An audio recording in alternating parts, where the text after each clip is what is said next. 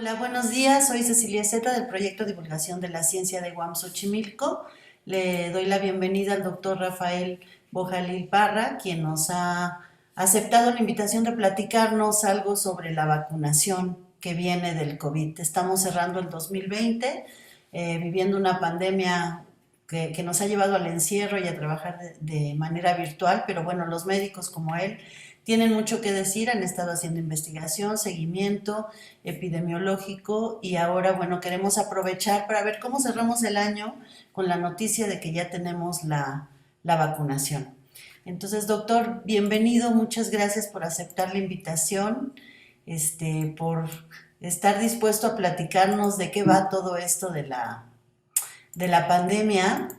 Y bueno, pues si me permite, primero voy a presentar lo que es su trayectoria. Doctor Bojalil es médico egresado de la Universidad Autónoma Metropolitana Xochimilco, maestro y doctor en investigación biomédica básica por la UNAM, miembro del SNI nivel 3, miembro de la Academia Nacional de Medicina y de la Academia Mexicana de Ciencias. Ha sido jefe del Departamento de Inmunología del Instituto Nacional de Cardiología Ignacio Chávez, director adjunto de Planeación y Evaluación de CONACYT y encargado del Departamento de Atención a la Salud de la UAM Xochimilco, en la División de Ciencias Biológicas y de la Salud. Actualmente es profesor investigador titular C de este Departamento de Atención a la Salud y sus líneas de investigación actuales tratan sobre inflamación y su resolución en diversos trastornos fisiológicos, desde cardiopatías hasta afectaciones en el neurodesarrollo infantil. Pues bienvenido, doctor. Cuéntenos qué pasa con las vacunas, cómo las vamos a vivir.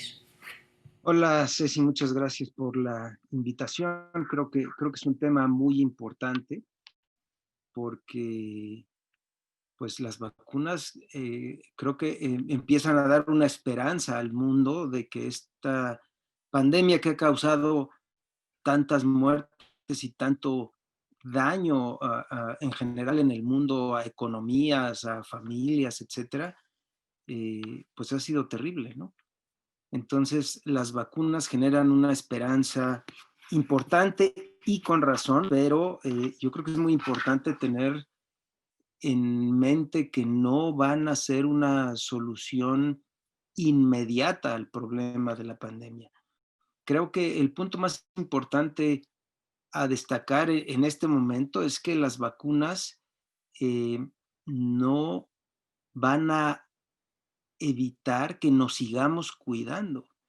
Es decir, de aquí a que se logre una vacunación suficientemente masiva para que podamos dejar a un lado todas estas precauciones, empezando por el uso de cubrebocas, falta mucho tiempo, ¿no? ¿Cómo funciona una vacuna como estas? ¿Es como todas las anteriores? ¿Tiene nueva tecnología? ¿Cómo cree que se construyó esta opción? Eh, pues las dos cosas son ciertas, son con tecnologías anteriores y con tecnologías modernas o actuales, porque déjame decirte, ahorita hay ya 6 vacunas aprobadas en distintos países Ujú. y hay 46 vacunas ya en ese proceso, ¿no? En estudios adelantados ya en humanos, etcétera, de tal manera que hay una enorme variedad de vacunas. ¿Cuáles son hoy por hoy las más destacadas? Por ejemplo, la que se va a empezar a poner este mes en México es una vacuna de Pfizer y BioNTech, se llama la compañía alemana que la desarrolla. Y esta vacuna tiene una nueva tecnología, es decir, es una vacuna que se basa en RNA mensajero, y lo que pretende esta vacuna es que lo que la acarrea el RNA mensajero al interior del cuerpo lo lleva a fusionarse con células del propio organismo, y este RNA mensajero pasa por unos organelos de las células que se llaman ribosomas, que hacen una traducción del idioma de material genético al idioma de proteínas, de tal manera que esta vacuna, por ejemplo, lo que hace es generar las famosas proteínas de la espícula, las spike del virus SARS-CoV-2, que lo que pretenden es producir una respuesta inmune en contra de estas proteínas. Y se ha demostrado que efectivamente esta vacuna, por ejemplo, puede inducir una respuesta inmune tanto de anticuerpos como de células que son capaces de bloquear la entrada del virus a las células del organismo y evitar así el desarrollo de la enfermedad. Tan es así que hoy por hoy se ha demostrado que tiene un 95% de eficacia. Es decir, esta vacuna evita un 95% de los casos. Ya puestos, por ejemplo, números en el país, vamos a suponer, el número de personas en el país es de alrededor de 129 millones de habitantes. Si nosotros estamos, digamos, si con esta vacuna o con cualquier otra que tuviera esta misma eficacia de 95%, vacunáramos al total de la población, cosa que no va a pasar, pero vamos a hacer este supuesto. Si vacunáramos o no vacunáramos al total de la población, vamos a suponer que en este ensayo que hicieron las personas de Pfizer y BioNTech con esta vacuna, encontraron que a los individuos sin vacunar tuvieron COVID en 88 de cada 10,000 casos que siguieron, ¿no?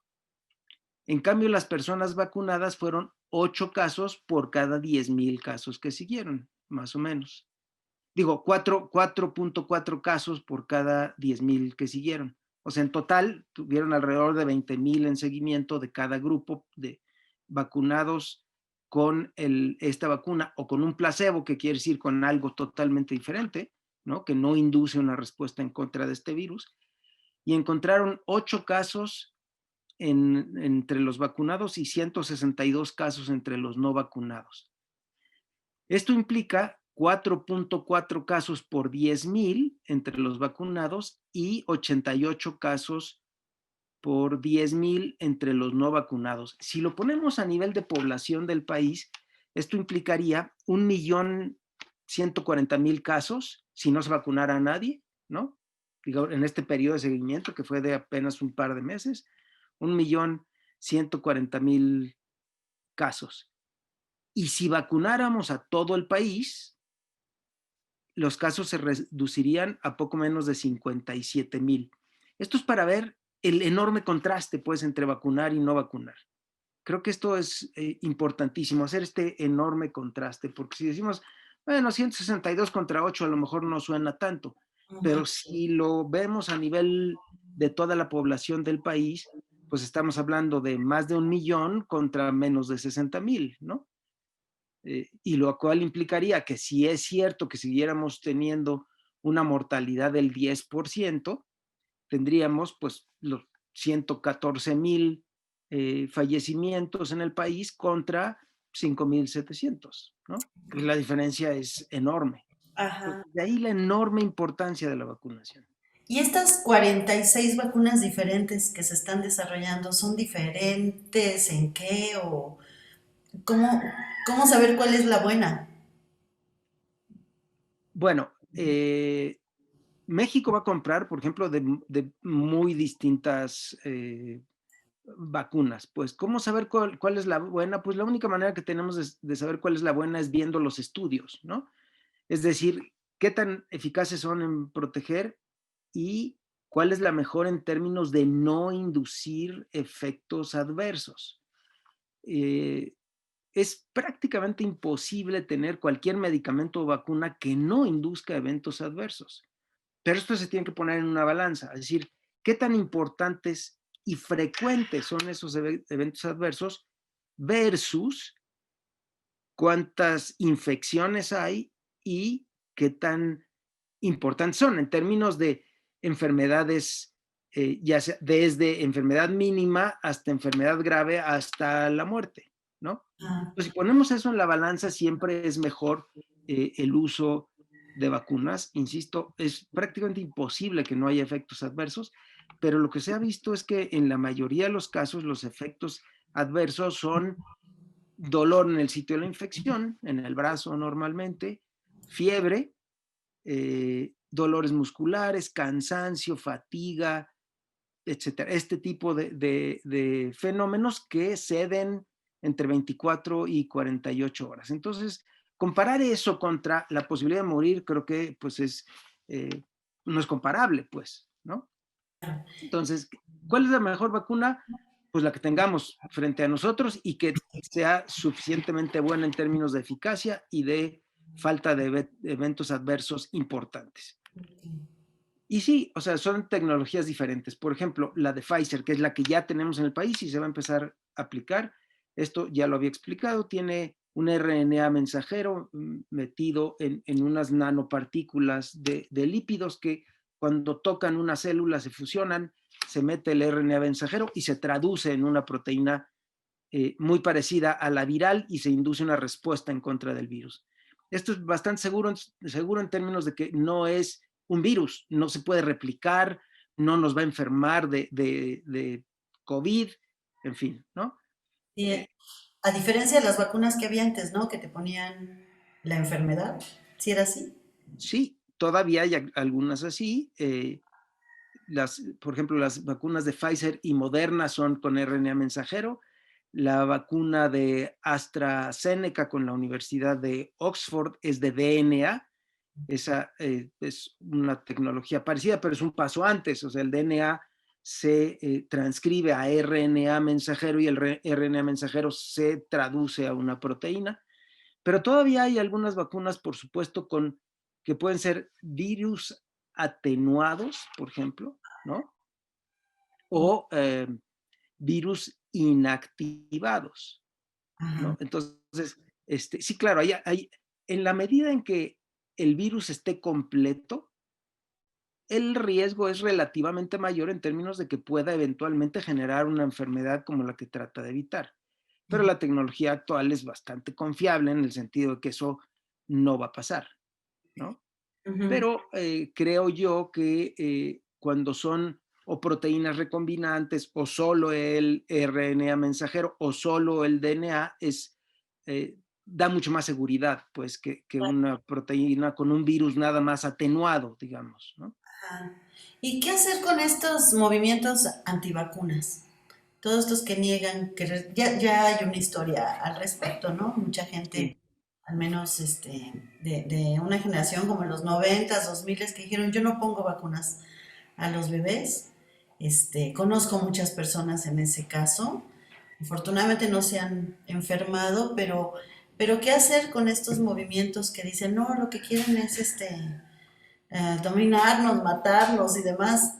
En estas circunstancias, este virus que es tan fuerte y que nos contagia fácilmente.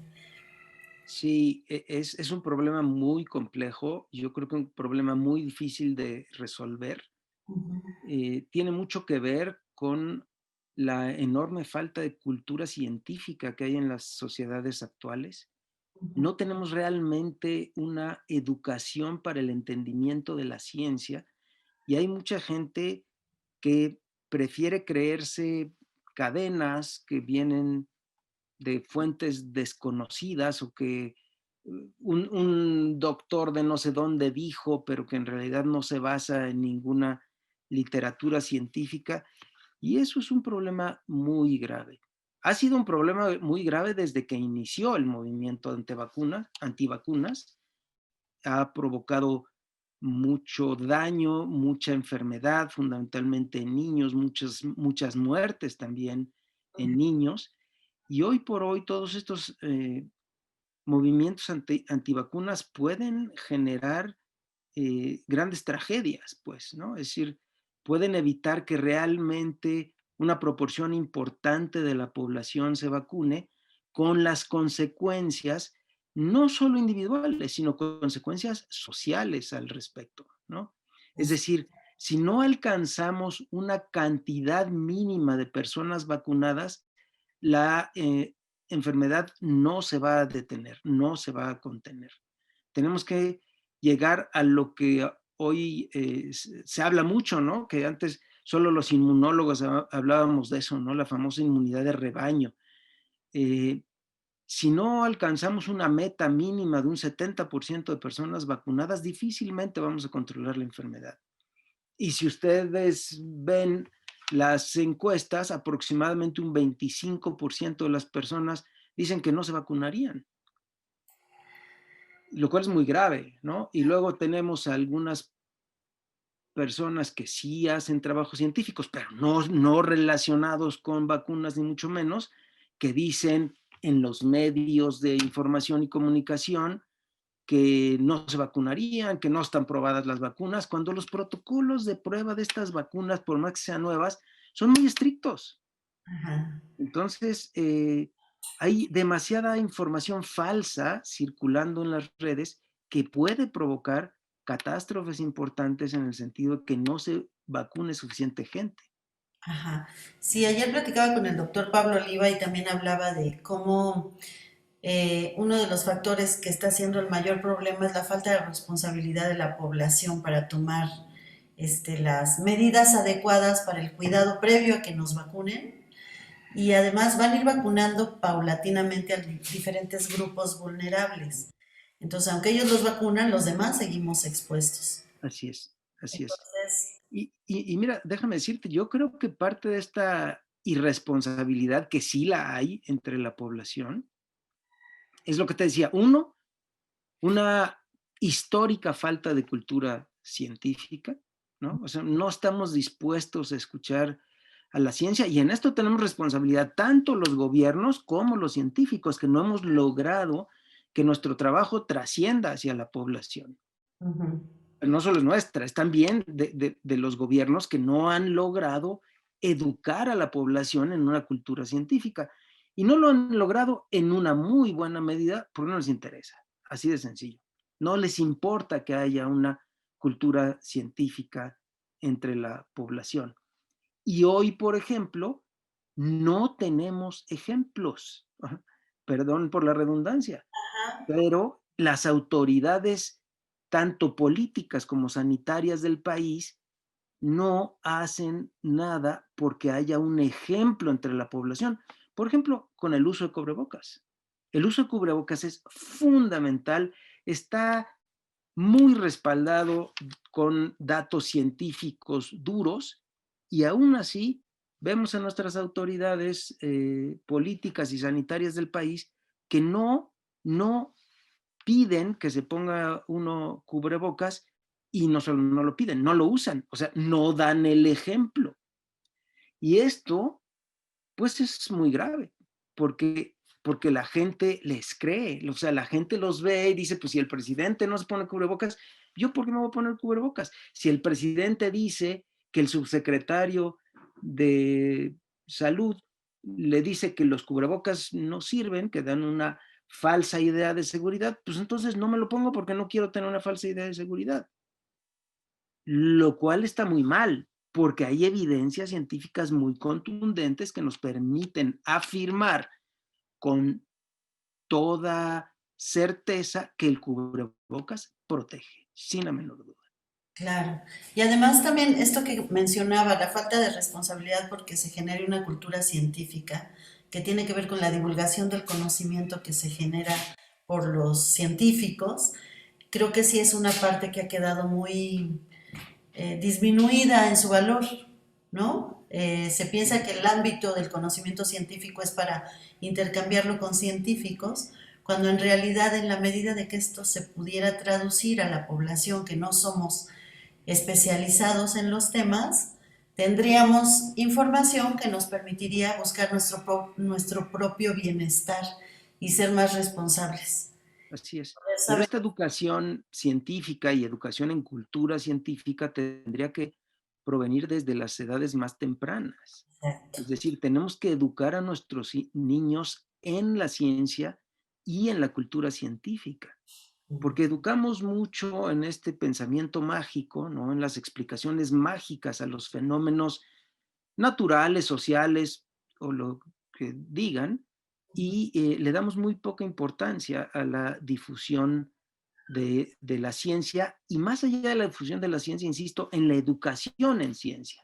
Ujú. No es que sea necesario que todo mundo sea científico, pero sí es necesario que todos entiendan para qué sirve la ciencia, cómo genera conocimientos la ciencia y por qué es mucho más confiable la ciencia que cualquier otro tipo de conocimiento.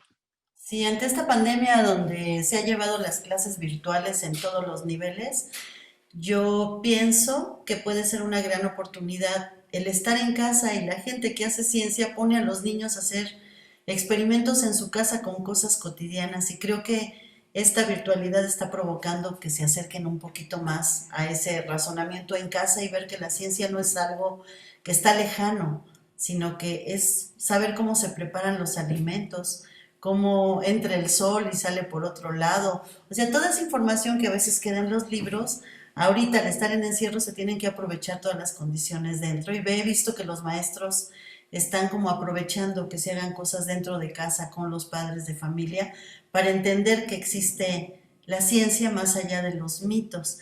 Pero somos un pueblo que está mucho más acercado a la cosmovisión mágica, ¿no? Así es, así es.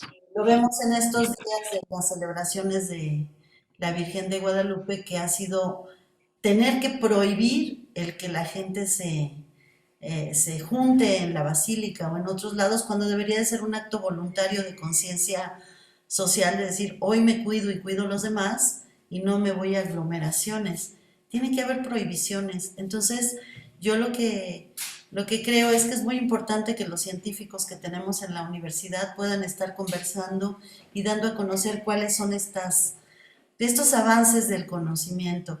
Tengo entendido que ustedes están haciendo un proyecto que forman parte de un comité de asesor con la rectoría de la UAM para hacer seguimiento sobre lo que va aconteciendo en la población. ¿Nos puede platicar de este proyecto para que podamos difundirlo y que la mayor parte de la gente a la que quieren convocar ustedes pueda acercarse? Claro, sí, somos un grupo grande, tanto de autoridades como de profesores de la universidad, que nos convocó el rector general, el doctor Eduardo Peñalosa. Y lo que hacemos ahí son varias cosas. Proveer información de cómo está la situación en México y en el mundo al respecto de la pandemia y asesorar a las autoridades para que puedan tomar decisiones informadas. Y eso Ujú. es muy bueno porque las autoridades de la universidad están realmente dispuestas a escuchar, pues, y a tomar decisiones informadas, lo cual no sucede muy frecuentemente en muchas instituciones, ¿no? Y en el país tampoco. Esto es fundamental. ¿Y en qué consiste este proyecto? Y es un proyecto muy completo porque vamos a estudiar con el apoyo de pasantes de varias carreras, fundamentalmente del área de la salud. Vamos a estudiar una parte de la población de la UAM. Es imposible estudiar a toda la población, pero una parte seleccionada primero aleatoriamente al respecto de qué comorbilidades pueden tener nuestros profesores, sobre todo, ¿no? O los trabajadores, es decir, los empleados en general de la universidad, estas comorbilidades como diabetes, hipertensión, etcétera, que puedan eh, provocar una enfermedad más grave por COVID-19 después de la infección por SARS-CoV-2. Pero no solo eso, sino también queremos estudiar, por ejemplo, cuántos de ellos tienen ya anticuerpos en contra del virus para tratar de conocer realmente cuánta gente, qué proporción de la gente se ha infectado, que no lo sabemos, ¿no? Es decir, todavía estamos muy en la oscuridad al respecto de cuánta gente se ha infectado. Hay una desventaja, los anticuerpos detectables por lo menos, lo cual no quiere decir que necesariamente eso dure la protección, pero los anticuerpos detectables duran 3, 4 meses. Entonces, pues vamos a poder detectar anticuerpos en las personas que han tenido infección en los últimos 3, 4 meses, no a lo largo de los 10 meses o así de la pandemia, ¿no? Pero bueno, algo es algo. Podemos tener algo de información al respecto. Y lo que se va a hacer es hacer una selección aleatoria, es decir, al azar, y se va a invitar primero a personal de la universidad, trabajadores administrativos y trabajadores académicos, y después a un conjunto de estudiantes para que les podamos hacer estos estudios que nos den una idea de cuáles son las condiciones de salud de nuestra población, por un lado, y más o menos qué proporción de la población de la universidad se ha infectado con este virus, y de ellos cuántos han sido sintomáticos y cuántos asintomáticos, porque en realidad pues no sabemos cuántos han sido asintomáticos. Claro, obvio es presencial. Obvio es presencial porque se les van a hacer medidas, digamos, de peso, talla, circunferencia de cintura, etcétera, y les vamos a tomar una muestra de sangre para conocer también parámetros en la sangre, pues, ¿no? Y conociendo nuestra población universitaria de todas las unidades, ¿qué perspectiva ve de respuesta para participar en este muestreo? Yo espero que sí tengamos una buena respuesta, porque la población de una comunidad universitaria es una población, creo yo, más consciente que en general, pues, ¿no? Yo creo que pues tenemos acceso a más información, no importa en qué nivel estemos, es un ambiente más académico y más de información, y yo creería que sí va a haber una participación importante en las personas seleccionadas. Y, por supuesto, no es obligatorio. Todo aquel que no quiera participar, pues no participa y se selecciona a otra persona. Como es al azar, pues el chiste es llegar a un número definido de personas seleccionadas al azar, representativas de la comunidad universitaria en todas las maneras posibles, es decir, representativas de las proporciones hombre-mujer, de las proporciones por los distintos grupos de edad, etcétera, ¿no? Ujú. Entonces, van a lanzar la convocatoria. ¿Esto se hará en las unidades o en una sola unidad? No, en las distintas unidades. Vamos a tener brigadas, digamos, en las distintas unidades y en Rectoría General Ujú. para poder hacer estos estudios. Y entonces, como grupo asesor grande, también hay varias disciplinas involucradas. También, ¿sí? Sí, por supuesto, ahí pues estamos desde los médicos, hay psicólogos, estomatólogos, estomatólogas, personas de nutrición, este, ¿qué más?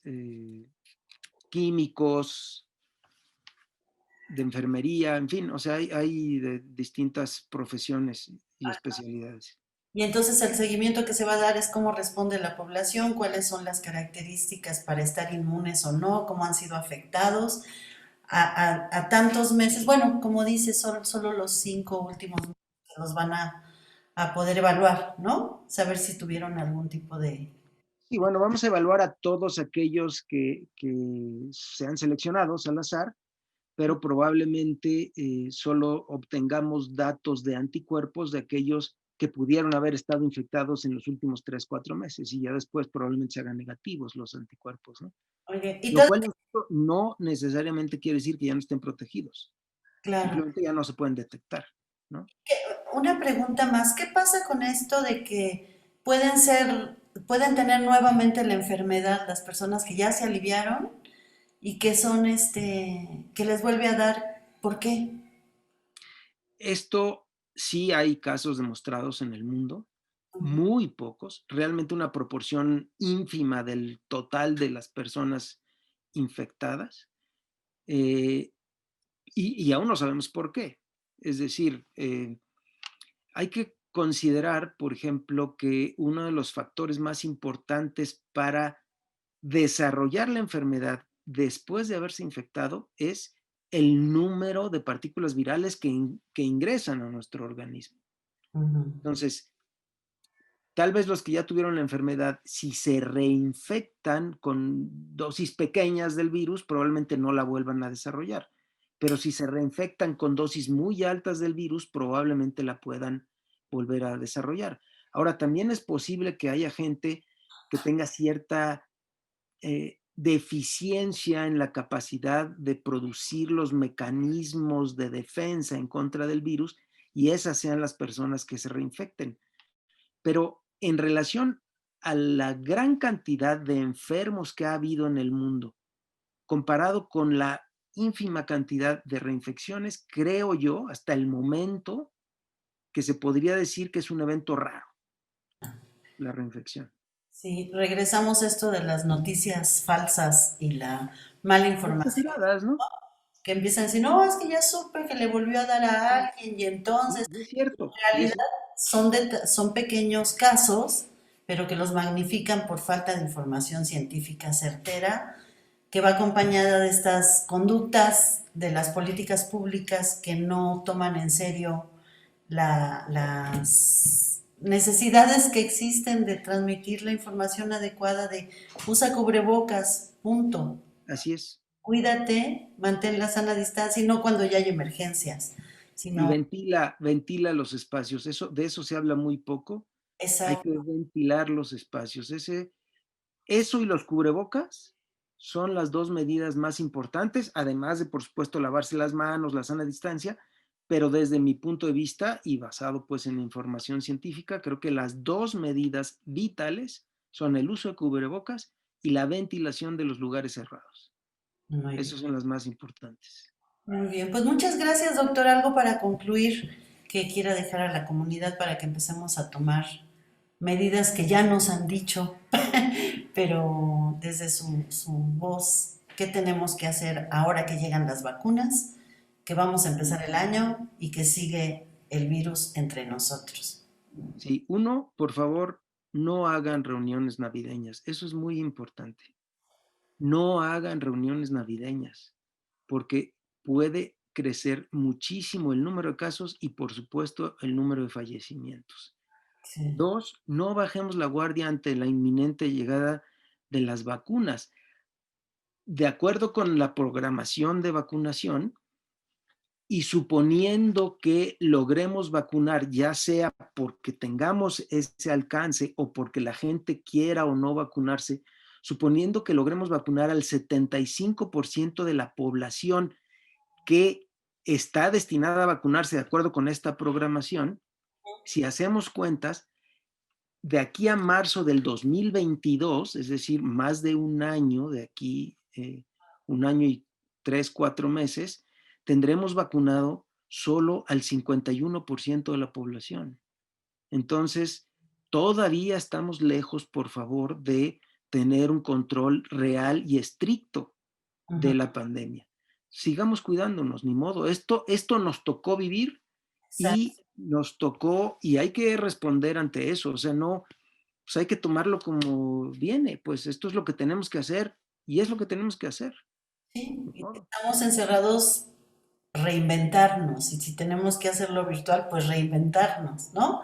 Son como Claro, oportunidades en la vida eh, de ante una adversidad, tomar una actitud renovadora de pero vida. fíjate qué importante lo que dices. Si tomáramos medidas reales, el uso obligatorio de cubrebocas, la ventilación de lugares cerrados, mantener la distancia, la higiene de manos, podríamos estar abriendo las escuelas básicas, que es fundamental para reiniciar la economía. Sí. Es decir, muchos padres de familia, la mayoría madres de familia, están fuera ahorita del mercado de trabajo porque tienen que cuidar y educar a sus niños en la casa. Ujú. Y lográramos eventualmente abrir las escuelas básicas en donde los niños menores de 10 años son los que menos se enferman y tienen menos capacidad de infectar a otros. Y dos, con las medidas adecuadas, podríamos tener encierros menos estrictos Ujú. que si no tomamos las medidas adecuadas y podemos reactivar las actividades de las personas. Ujú. Eso es muy importante, Sí. muy importante. La ciencia está haciendo lo suyo, ahora la sociedad tiene que hacer su parte, que es comprometerse a llevar las medidas adecuadas para contribuir a que esto se vaya sanando, ¿no? Y Doctor, el gobierno comprometerse totalmente con la ciencia. O exacto, sea, si el gobierno no se apoya en la ciencia, no puede ser un gobierno exitoso bajo ninguna circunstancia. exacto. Pues doctor, le agradezco muchísimo su conversación con nosotros. Esperemos que esto sirva para que vayamos tomando medidas y para que sea un vehículo constante el que nuestra universidad esté compartiendo lo que nuestros científicos están trabajando. Muchas gracias. Buen cierre de año. Dígame. Gracias, Ceci. Al contrario, solo quería agradecerte por la invitación, decir que es un orgullo enorme ser parte de esta gran universidad, que es la Universidad Autónoma Metropolitana, y creo que tenemos mucho que aportar todavía. Y nuevamente, muchas gracias y por favor, no hagan reuniones de Navidad y fin de año. Por favor, esto es muy importante. Muy importante. Muchísimas gracias. Buen fin de año y nos Igualmente, muchas vemos gracias. en el 2021. Gracias, doctor. Hasta luego, muchas gracias.